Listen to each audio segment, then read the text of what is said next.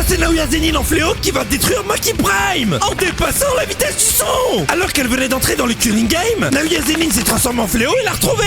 Il se déplace à la vitesse du son et en voyant ça, Noritoshi et Maki s'enfuiront. Mais Naoya a verrouillé Maki et fera des assauts sur elle. Maki le tranchera mais Naoya évoluera en un fléau encore plus puissant. Il enverra un punch surboosté sur Noritoshi qui l'amortira avec son sang. Maki commencera à trancher Naoya Zenin mais rien à faire, il est surpuissant, ça lui fait rien. Il emmagasine l'air en lui et la transforme en carburant pour voler encore plus vite.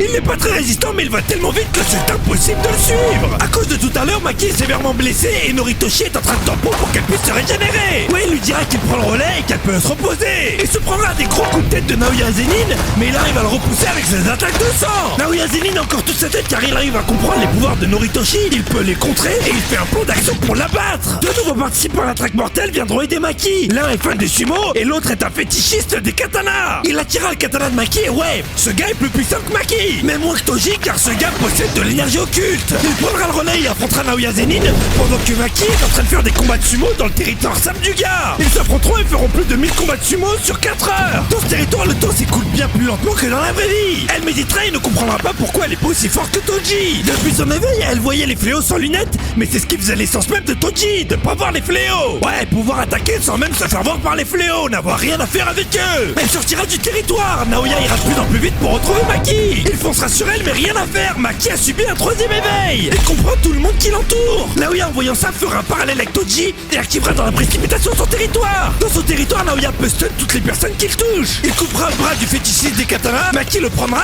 et tranchera Naoya. Ouais, Maki peut rentrer dans les territoires que si elle le veut et elle est indétectable une fois à l'intérieur. Les effets de territoire ne s'appliquent pas sur elle. Elle tuera une ultime fois son frère. Elle a carrément glow up.